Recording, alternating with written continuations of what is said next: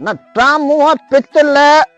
जा लोहा दबान ऐं आखिर में सामान कहिड़ो आहे न मां सम्झा थो जेको जेंट हा लोह जा जेंट हा पंपे जा अॼु सरे जा टोला हे कहिड़ो आहे इहो पाण थी कंदे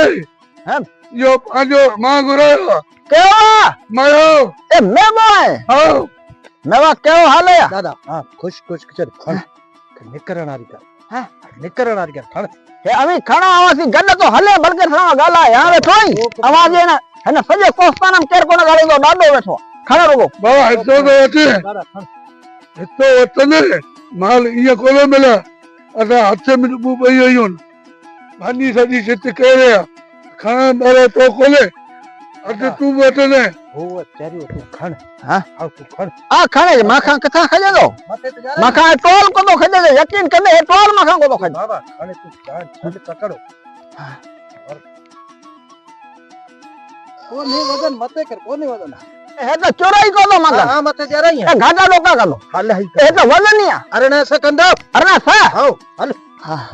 मार कोने कर तो नेम अरे सोलत ए यार घर में डॉक्टर को हल हेता हल डॉक्टर बाबा हेता हल डॉक्टर वडो वदनी यकीन कंदे वडो वदनी हे तो वडो वदनी डॉक्टर निकर निकर दादा गस गस अगर सच्चा हदन ॿुधायो सच्चा त माखियूं मख खाधल हुन बाबा हे जेको माड़ू है आओ अगे कोन ढगे गाड़ी हलंदी हुयूं आओ इन ते पाण अॻियां छिकींदो पाणी जूं टैंकियूं खणंदा हुआसीं हल रे आओ हर काईंदो बनिय पाण बस आओ वो खणी कदे त सगो हां आओ अबे खबर है छो मैं वाले खादो में तीनी जके वा ना आओ तो खादो तो हाण तो कोन या हिन खबर काने न हेले हे खोपारी तो खाए आओ हेता गाड़ी सामा भरजो पे बते वेखूं खण बते बट वेखाई गाड़ी खाई हेले हे मांजो सॼो सुकियो चढ़िए ने चढ़ी आओ हां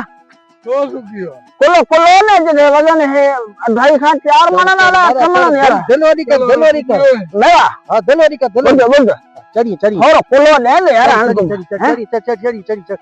ए ही हां चढ़ नहीं थी चढ़ ले तो वेख खडे नथी ना है के टंग तो खणे ते का बी टंग ना आओ तेम सूर ढके में लगे सूर वासने तो हने तेल हने सया चढ़ी को ना बा ने नोट मुझे है थोड़ को हाथ हसो बारी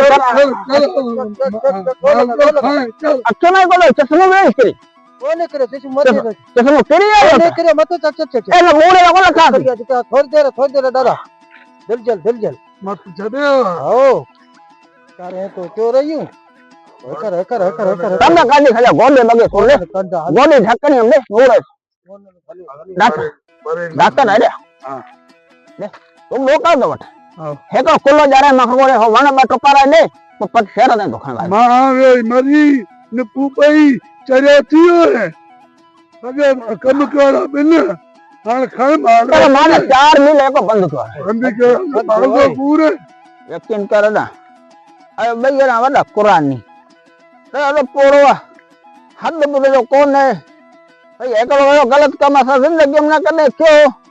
अज पेरे चक्कर डकर था मां खुटिया खाओ जो लोकनी जे लालच मची वो हां अखी में नजर आएगा अंदर ऊंधा ऊंधा बाहर को ऊंधा थी नजर अचे जो का खबर पएगा थी हां हलो पे आयो कोने हो